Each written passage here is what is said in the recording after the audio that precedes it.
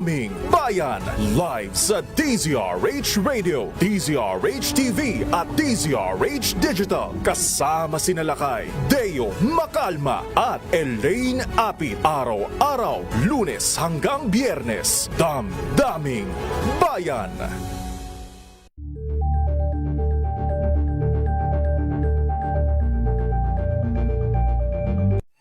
Mga balitang gigising sa inyong umaga. Mga balitang kailangan mong malaman. Mapapakinggan sa ACS Balita sa 2x2. Kasama sina Anthony Taberna at Jerry Baha. Lunes hanggang Biyernes.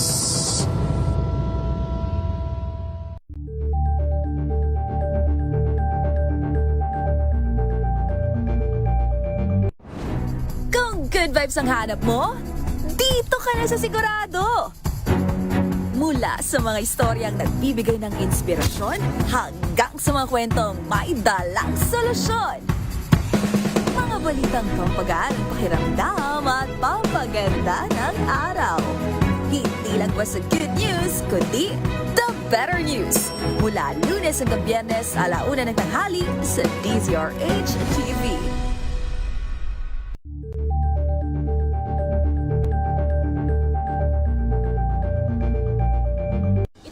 Ng naitalang 17 individual na ang kanilang naaresto. Ng Metro Manila Development Authority o MMDA ang No Contact Apprehension Policy o NCAP sa Metro Manila. Sa ilang mga dokumento ay peke. Hindi rin legal ang employment na ipinangako sa kanila. Sa mata ng batas, mananagot ang sangkot at may sala. Dahil sa bawat paglabag, may karampatang parusa. Alamin ang mga pananagutan sa likod ng mga bawal. Dito sa Hoy! Bawal Yan!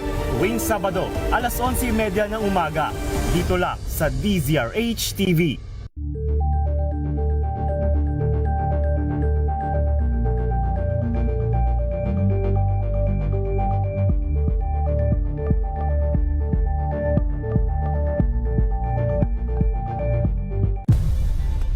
Nagsimula sa pangarap hanggang sa maabot ang tagumpay. Iba't ibang kwento. G's! O, di ba nagpumiyok pa ako? 10:28 ng gabi. Programang ito ay rated STG. Showbiz Talk Ganern. Makiride na sa mga showbiz balita na tumetrending. Mga pinag-uusapang nagva-viral. Makiride na sa riding in tandem ng dalawang otoridad ng mga chika. Morley Alinio at Gorgie Rula. Showbiz Talk Ganern. Bago pa nila i-post, pag-uusapan na rito. Kinig na sa Showbiz Talk Ganern. DZRH Makibalita, Makichika, kay Tita Molly at Tita Gorgie. DZRH Makibalita. Yes, magandang gabi Pilipinas. It's Thursday. Alam nyo naman, pag Thursday, pero in fairness ha, maaga tayo ngayon, hindi nag-overtime. At bago mag 10:30 ay pasok na tayo. Kaya kanina bigla akong, kabi na pala, bigla akong isinala. Tuloy ko, hindi pa ako hindi, bigla na lang akong nag-time check. Pero alam nyo naman, kahapon medyo limitado rin yung oras kahapon dahil nga dun sa mainit na nangyari po sa Senado, kaya dun tayo mas nakatuto. Kaya ito, for ilang minutes lamang po ay mas mapapag-usapan na din ito nangyari dahil po ay involved din pati ang showbiz. Diba? Nandyan na si Tita Molly. Yes! Magandang evening, Luzon! Visayas at Mindanao. Magandang gabi po sa inyong lahat. Yes, Tita Molly. Yes. Ayun pa rin ang mainit na pinag-uusapan. Kagabi yung nangyari kagabi. At ayun na nga, kahit po mga taga showbiz ay may sarili na rin silang pananaw at talagang halos lahat, Tita Molly, ay dismayado. Ito sa mga nasasaksihan natin, ito sa mga nangyayari sa ating mga leaders sa ngayon. At di ba nga, may mga parinig. Iba is ganda, di ba, na nakakaloka. May mga patutsada siya. patutsada siya. Oo, sa Showtime ba kanina? Yung mga, yung may, anong sinabi nga niya, Tita Morley? Yung sabi pagka si Uncle Tis daw, pagka dumarating, pag hindi dumarating, hinahanap. Pag dumating naman, Magtatanong. hindi niya Magtatanong bakit siya pumasok. Oo. Pumasok. Ganon. Nakakatawa. Pero sa totoo lang, Tita Morley, I'm sure ang ating mga listeners, ang ating mga suki sa ating mga show, mga gorgeous friends of Showbiz Talk ganun, ay meron din talaga sila ditong mga sentimiento. Pananaw. Oo, At saka, Gorgie, no, tama din naman kanina gabi kasi napag-usapan namin ni Tito Louie na tinatanong daw kung sino daw talaga nagpaputok. Kaya ang usap-usapan naman talaga, ang dami-dami CCTV dyan, bakit hindi alam? Kaya nga Diba? pero hindi, natukoy na rin naman na at pinagtatalunan pa rin hanggang ngayon. Nauna ba yung mga ang mga Sergeant at Arms ng OSAA ba ng Senado o nauna ang NBI? Kasi parang nagtuturuan na sila. Ang sabi nila yung OSAA ang una talaga nagpaputok ng warning shot. Pero bakit sinasabi nilang warning shot? 34 ba 37 na putok ito, yung umalingaw-ngaw doon sa Senado. Warning na ba yun? Ganun kadami? Warning na yun? Diba? Sabi nga ng mga kaibigan ko, mga kapitbahay ko dito sa Parola, na talagang, bakit walang tumumba? Warning nga, 'di ba, sa taas lang ang putok. Kung sa Walang taas lang yung tumumba. walang natumba doon. Oo. Kung sa Tondo nangyari yun, 'di ba? Ang dami na siguro nakahandusay. Talagang Ang dami na siguro nakahandusay, 'di ba? Kaya sabi nga dito ni Conitan Aguilar, sabi niya nakakahiya tayo, grabe. Sabing ganon. Sabi, talaga namang nakakahiya na. Kaya, alam mo yung initial reaction ko talaga, Tita Morley, sa darating na 2028, parang hindi na ako boboto ng presidente, ng vice president, ng senador, parang hindi na ako boboto. Bobotoin ko na lang yung local. Parang yun ang mga local office officials na lang. Yung mayor, vice mayor, mga kagawad, mga ganun na lang ang bobotohin ko. Kasi madidisappoint ka na lang talaga eh. Nakakadala na kasi, di ba? Parang ibinoto mo sila, alam mo, pagtatanggol ka, di ba? Alam mo, hindi dyan sila para pataganahin, mag-isagana ang Pilipinas, ang economy natin. Pero sila mismo, di ba? Correct. Nagkakampihan. Hindi mo alam kung sino nagsasabi ng totoo, kanya-kanyang palusot, kanya-kanyang drama. Di ba parang, ano ba ito? Kaya nga, alam ko na, Tita Morley, kung sino yung iboboto mo ng mayor sa darating na election. Alam mo na. Kasi na-impress ka, di ba? Natuwa siya, di ba? Sabi ko, oo. Alam mo, Gorgie, pagka ganyan may mga rally-rally na ganyan, natutuwa yung mga taga-Parola, syempre. Oo. Ngayon? Syempre, kumikita sila. Talaga. Naaabutan ng mga para umattend sa mga ganyan. Pero balikan lang natin. Of course, hello muna sa atin na Christy Alejandro, si Ligaya Angki na maaga daw. 6:30 ay maaga lumabas na ng haring araw dito sa Alaska. Sabi niya, 6:30 at least may araw na ngayon. Summer na doon. Pa-summer na. Tristan Wyatt Gulay, Ronnie Cruz, diyan sa San Juan City. Si Claude Maglantay. At saka si sino nga ito? Si Arnel Relampago dyan sa Calibos City, of course. Magandang gabi. Si Lynn Figueroa. At ang ating mga nanay. Mga nanay! Go, go, go! Ramirez, of course. At ang anak na maganda sa akin. Mami Shereen. Yes, si Joyce. Si Miss Joyce na Ramirez. Si Mama Norma Carina. Na nalait din. Sobrang manlait. Oo. Hello. Hello, Kokoy. Message ka sa akin bukas, ha, Kokoy. Kumusta ka naman, Kokoy Boncan? Pero si Joyce, pag nanlait, totoo, sa pag nagbalita. Dahil may nilait kasi ng mga reporter, yung nag-cover daw sa Senado. Sa nangyari sa kung laitin ni Miss Joyce, di ba? Oo. Wagas, di ba? May stand naman siya, may punto siya. Oo. In fairness, may kasi, punto siya. Kung ikaw ang nag-cover dun, Tita Morley, sa Senado kahapon, I'm sure, katakot-takot din na panlalait ang maaabutin mo kay Joyce. Baka ako manlalait na doon. Oo. Kasi baka pag mag-report ka, naku, ano ba ito? Ang bongga na ng mga putukan dito. Ganun ka, diba? Why ba natsugi to death? Oo, Chuchu. wheat pa rin may natsugi. Ganyan. Matsugi. Oo. Matsugi. Oo. Pero alam mo, dapat hindi tayo ganun ang pananaw natin. Kaya lang, isa naiisip natin na ano itong mga drama nila? Ano itong mga pinagagawa nila? Makakatulong ba ito sa bayan? Ito ba ay simbolo na magpapagpapaunlad ng bayan natin na sila nag-aaway-away? At Sila saka- nagtatakipan? Oo. Hindi, at saka parang lumalabas na talaga na pang sariling interest lamang ang kanila. Totoo talaga. naman. Oo. Totoo naman. Eto na Hindi nga. na nila. Pero- Pero may mga hindi naman lahat, Gorgie, pero mas marami sa mga politician natin na may pansariling interest.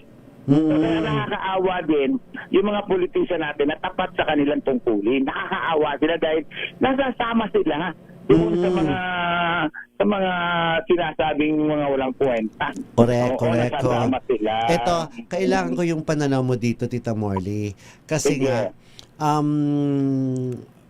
ewan ko kung nabasa mo to na si Bella Padilla ay isa rin talaga sa mga very vocal na nagsinasabi niya talaga at ipinupost niya yung mga sentimiento niya or mga disappointment niya sa ating gobyerno, 'di ba? Kung ano yung mga napapansin niya. Noon pa yan, ganyan si Bella Yes. talaga, napaka-vocal niya talaga. Oo. Ito si Bella tuloy, inano siya binash din siya ng ilang netizens na ang galing mo magano sa ating gobyerno pero yung tsuhin mo, si Senator Robin Padilla daw ay hindi mo malang mapagsabihan. May mga nagsabi pang netizen na isinama mo pa siya sa show mo kasi nandun nga si Senator Robin Padilla sa Blood versus Duty sa kanilang napapanood ko kasi yun isang Muslim din yung role doon ni Senator Robin. Sabi niya ganun. So, sinagot na ni Bella Padilla. Kasi sa totoo lang, ako naintindihan ko dito si Bella kasi wala naman siyang say, artista lang naman siya. Diyan, wala siyang say kung sinong ipapasok diyan at wala raw siyang power na kung sino na ipapasok or tatanggalin na artista sa kanyang show. Sabi niya, sorry but what? I'm also assigned. Manggagawa lang siya. Oo. Sabi niya, Okay, basahin mo, sabi ni Bella, sabi niya, I'm also assigned projects too. I was cast in this project in December. My uncle was added on recently. Kailan lang? Nung April lang naman pinasok talaga si Senator Robin dito sa Blood versus Duty. I have no power whatsoever in casting decisions. Hindi nga ako ang pinakamalaking mukha sa poster. I don't see anyone else from the cast being asked here. Sabing ganon. Has he added me in any of his films previously? Get your facts straight. We work and are managed separately. Magkakaiba sila ng career path, sabi nga ni Bella. At saka ito pa, nilinaw na nga niya yung kanilang magkakaiba-ibang mga pananaw. Sabi niya ganon, sabi niya, because of recent events and since I'm being asked daily, I wish to express my thoughts on the issue surrounding the casting of my uncle in Blood versus Duty and the current situation hounding the Senate. Sabi ganon. Paglilinaw uli ni Bella, sabi niya, growing up, my Tito Robin was kind to me and my family. I will be forever grateful for this. Alam mo ba, Tita Molly, sa totoo lang, naalala ko pa si Bella, nagsisimula pa lamang si Bella nung mag-artista, dinala siya ni Mami Eva. Si Mami Eva Carino talaga ang nagdala kay Bella, dinala niya sa GMA7. Nandun ako.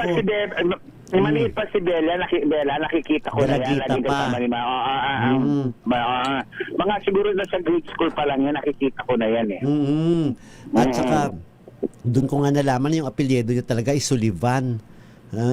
Ginamit na niya yung Padilla kasi nga Amerikano yung kanyang tatay, di ba?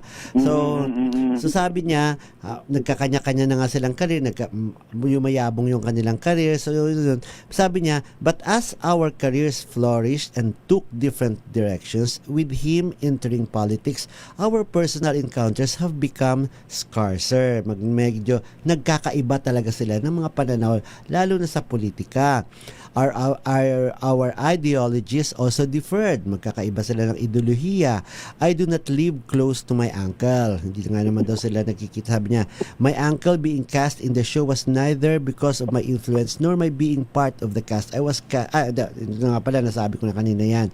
So sabi niya, we are related, sabi niya, pagdating dito sa kanilang pananaw sa politika. But we managed to agree to disagree.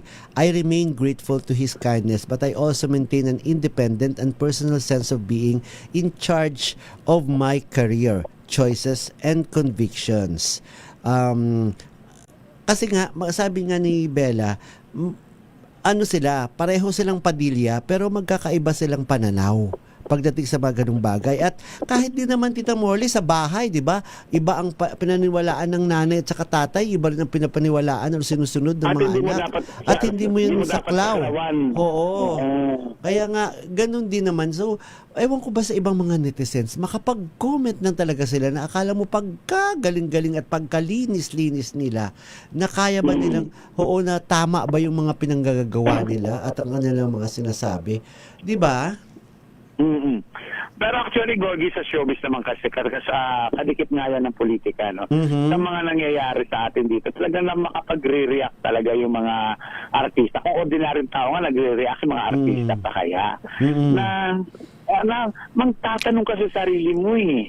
Ito ba yung mga taong binabayaran mo? Ito ba yung mga manggagawa mo? Kasi, di ba, nangangako sila ng service nila kapag sila ay kumakandidato. Tapos, yung mga tax natin napupunta sa kanila, ito ba yung mga binabayaran ng tax natin na lalo na kaming mga mahirap na nasa laylayan na halos na hindi na kumain napupunta pa sa tax yung aming mga pera. Ito ba yung mapupuntahan? Ganito bang klase? Aba kung ganyan katatapang sila, bakit hindi na lang sila pumunta rito sa Tondo at makipaghagaran? At saka isa pa, itong mga taong ito na 'di ba, ang iba nga diyan kung hindi nga siguro nagbabayad ng tax diyan, yung iba ngang mga kumakapagsalita, 'di ba? Kung makapag-akala mo pagkatama ng kanilang mga pinagsasabi.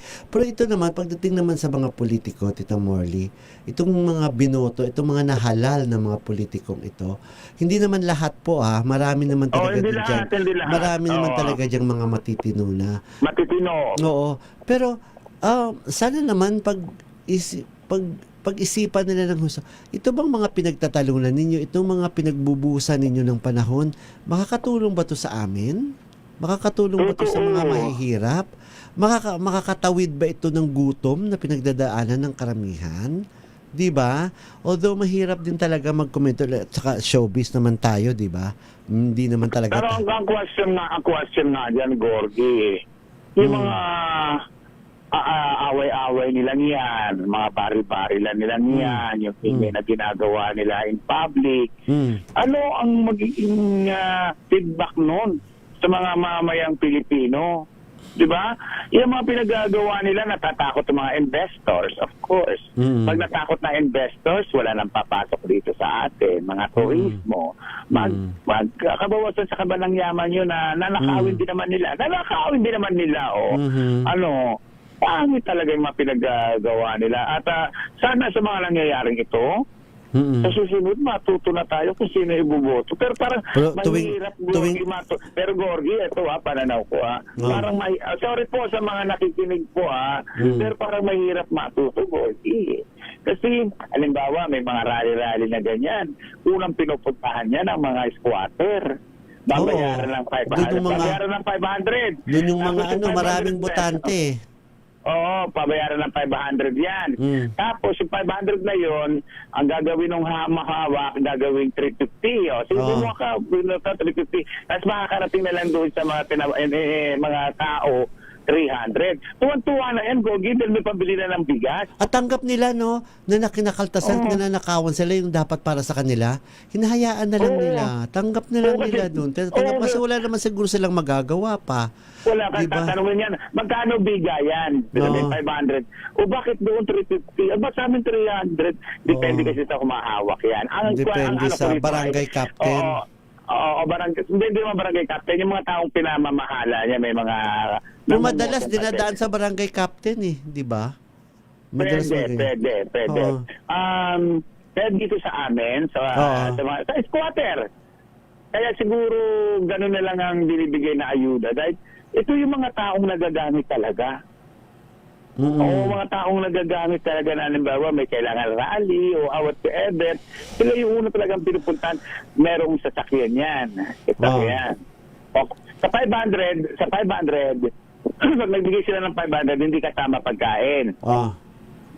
Pero pag 300 ang bigay, may kasama pagkain, pero ang mapupunta sa'yo 200 lang. Ganun ang mga Parang binayaran mo pa yung kinain mo. Oo, bang gano'n ang mga eksena Oo. dito eh. Alam ko yan kasi ako ay tiga dito. Ako ay lihiti mo talagang anak na nasa laylayan. And speaking of laylayan, Tita Morley, ito nga isa na naman to sa mga grupo or isa ito sa mga bahagi ng lipunan natin sa mga laylayan nga talaga. Itong tatalakayan ng isang pelikulang inatinan ko na story conference kahapon. Ang pelikulang Craters After Dark.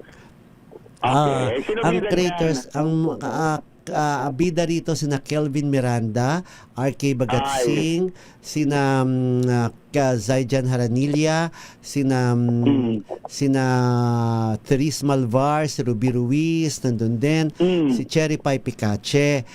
Doon sa story conference, yung material yata, yan, yung story conference nito na dinaluhan ko kahapon, ay tumatalakay itong creators, ang tinatalakay dito ay mga anay.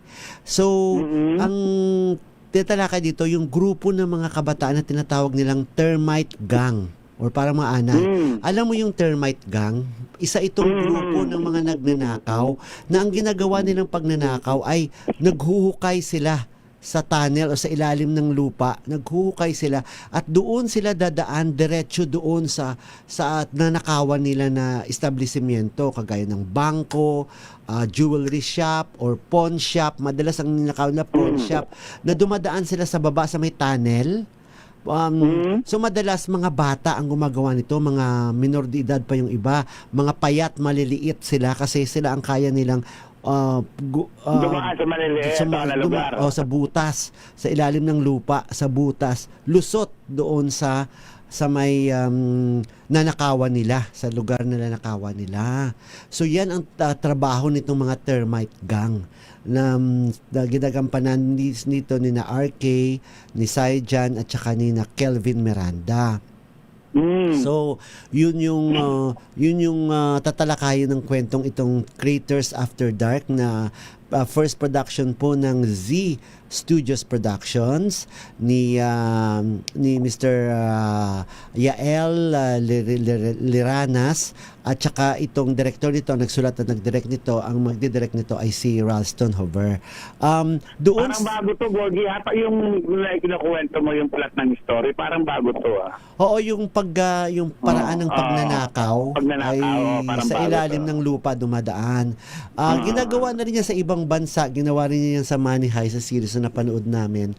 Pero dito sa atin may mga ganung klaseng grupo. 'Di ba? Merong mga acetylene gang or ativan gang. Ito naman tawag nila ay termite gang. Parang anay na kinukutkot sa ilalim ng lupa hanggang sa makalusot sila doon. Makakabuta sila hanggang sa makalusot sila doon sa lugar na pagnanakawan nila. Ganyan ang kwento. So, doon sa tanong ko lang sa'yo. Nakapag commercial ka na ba?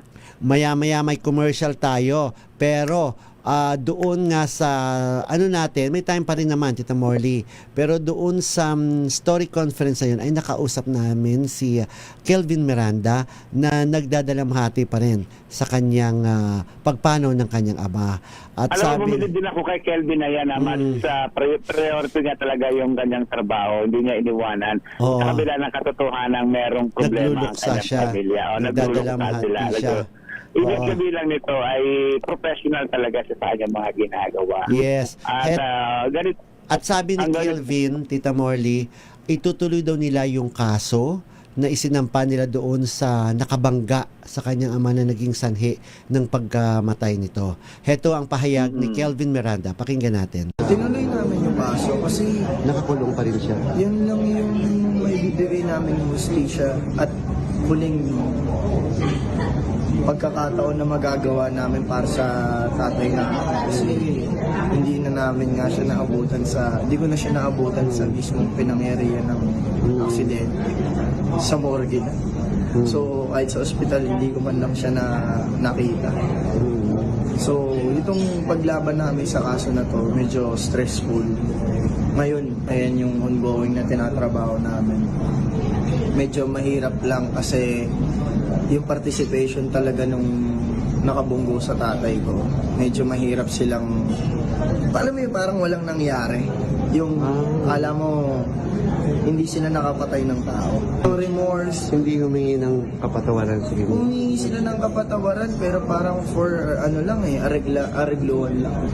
Na parang gusto nila, sige may pera sila eh. Kasi may-ari sila ng catering. Parang may pera talaga sila. And yung nakabunggo sa tatay ko, tatay mismo nung may-ari ng catering. So, hindi namin ina-expect yung mga nangyayari na nag-expect kami ng sympathy from them. Ayan po ang pahayag ni... Ang hirap din ang kalaban mo, may pera, no? Tapos ikaw, andap-andap yung pagtutunan mo ng pera. Ang hirap din ang kalaban yung gano'n. Totoo ka, Tita Sabi Molly. mandahan pa lang, pagilit ka lang dahil kaya nilang bumayad ng mga attorney. At kayang baliktarin yung kaso, di ba? Totoo naman, Babaliktad totoo ka pa. naman. Pero bago natin ituloy pa, Tita Molly, ang ating chikahan, naka-ready na ba dyan yung kay Tita Molly? Kasi Yes, kailangan naka-ready na natin pong ipaalala sa ating mga misis na mas masarap sa tenga ang tunog na malinis na hugasin. Yung kapag kinuskos ng daliri, alam mo walang bahid kasi yung tunog. Yan ang heavy duty linis ng Smart Dishwashing Paste. Smart Dishwashing Paste may double tanggaling formula, kaya tanggal sebo, tanggal bakterya pa. Yan ang Smart Dishwashing Paste. Plato, kaldero, plastic linis, fantastic. Smart Dishwashing Paste, a product of ACS Manufacturing Corporation. Gorgie po ito, a proud user of Smart Dishwashing Paste. Mami, laundry day na ba? Kunot na naman ba sa makapit, madikit, at malupit naman siya? All you need is pride. Bakit pahihirapan ng self kung sa Pride? Easy and worry-free ang laundry. Sa triple stain away formula, tanggal ang matitinding mancha. Based on taste, chocolate, mud and sebum on cotton. Gawa ng ACS to. Yan na. Siyempre, babatiin ko lang si Dr. Annalisa Boras ng Swiss Dental Clinic. Hello, Dr. Annalisa Boras. Okay. At syempre, hello natin kay Marilu de Guzman, Anthony Abrenica, hello sa inyo dyan, si Marshall Uy. At sabi nga niligaya, ang kitalo na tayo sa tourism ng Vietnam. Totoo naman, ang ganda ngayon ng Vietnam at talagang dinadayo na ng mga turista. Sa tayo... Naku, totoo si Gorgie. Mas marami tayong mga magagandang magagandang location. Lugar, totoo. Lugar, hindi maski saan ba, siyempre nakakarating na rin man tayo kung saan bansa, di ba? Pero kung titignan mo, mas magaganda yung mga lugar natin. Kaya lang ang problema, dito sa bansa mismo natin, kurap. Pag ikaw mismo, pag pumunta doon, halimbawa, Siargao, maganda Siargao, halimbawa, Samar, maganda. Mas mahal ang gastusin kumpara sa abroad. Diba?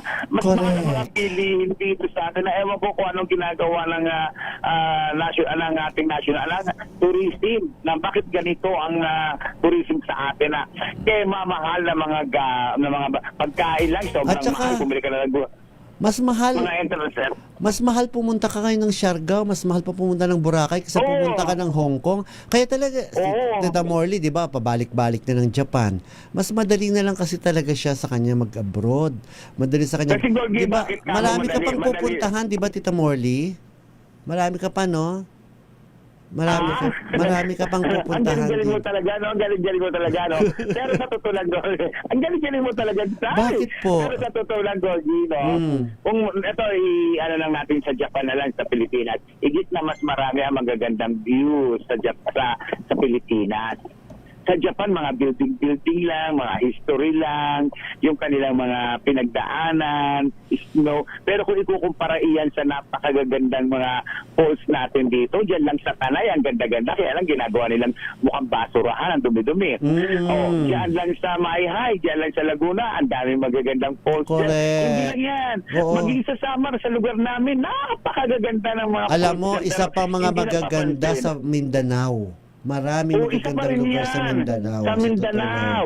Ang gaganda. Kaya lang, paano ka pupunta ng Mindanao? Ikaw mismo Pilipino, natatakot pumunta doon. Seguridad. Kasi yung mga Oo, kasi mga nangyayari. At pagiging pabaya. Si Ana Valencia, Tita Morley, napapangitan naman sa Vietnam, ang ingay daw nila, mura nga lang daw. Uy, hindi, may mga lugar sa Vietnam, Ana, na napakaganda. Ang ganda ng Sapa, ang ganda ng Danang, maganda kahit sa Hanoi, maganda rin. Talagang naayos nila yung tourism nila. Ay, ito, itapat mo yan sa sa may Pangasinan. Yung kanilang Seven Wonders ba doon? Oo. Yung 100 Islands? 100 Islands Na-develop nila. ba yun, yung 100 Islands? Kasi Hindi pa nga na-develop kasi, pero maganda pa rin siya kahit hindi na-develop. Pero kung hindi-develop yan, mas maganda yan. Ako hindi ko pa napuntahan, pero ang ganda rin ng Bukidnon. Sabi nila, maganda rin sa Bukidnon. Tapos, kahit sa lugar, ay naku, pumunta ka lang ng Rojas City, ang ganda sa Rojas City. Ay, nalayo ka pa ba, Gorgie? Sagada. Yung Sagada, narating ko yan. Napakaganda ng Sagada. Marami tayong magagandang lugar talaga sa totoo lang. Ay, sa Samar nga, Gorgie, ha? Sa Samar, ang dami mga falls doon na ang gaganda, Gorgie. O, di ba may falls ka na? May falls ka, ang ganda ng falls mo doon, di ba?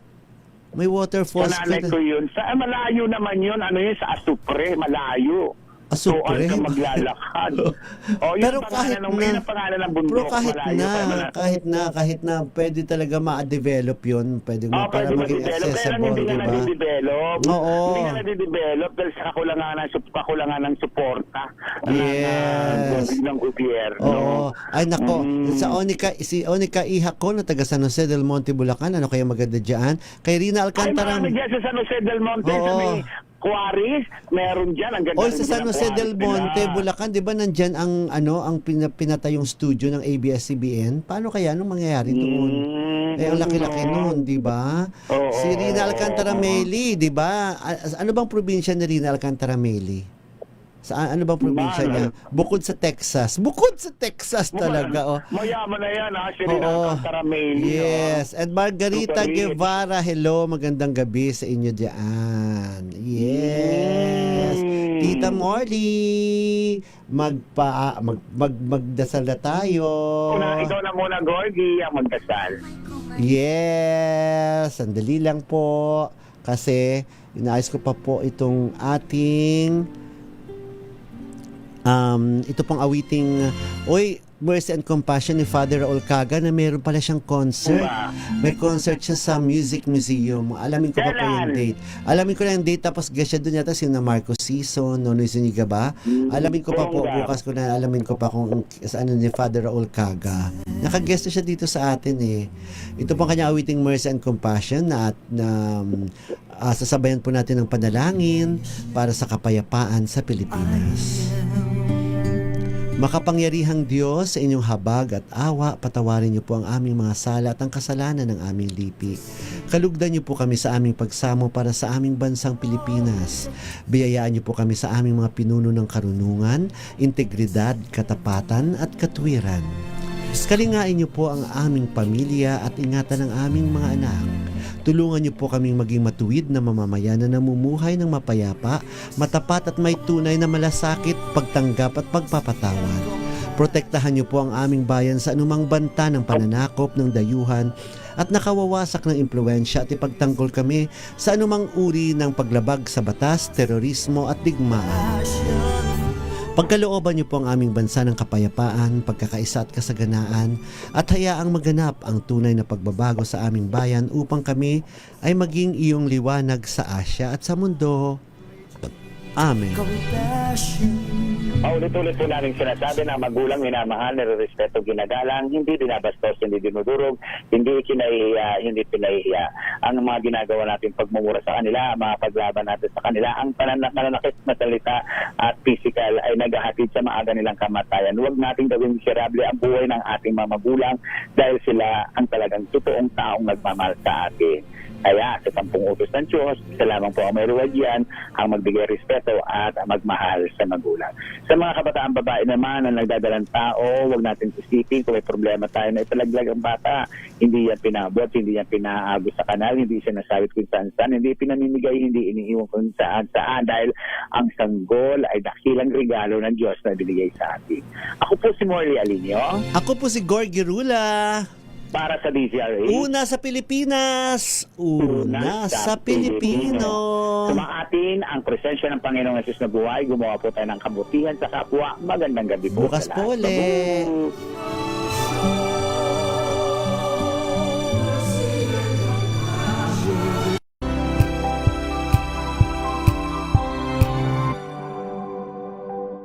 Sa loob ng 86 na taon, DZRH ang naging kaagapay ng mga Pilipino sa balita, sa serbisyo at sa bawat kwento. 86 na taon ng tiwala at sa mga darating pang taon, mas pinalakas at mas pinagtibay para sa Pilipino. DZRH. Una sa Pilipinas, una sa Pilipino.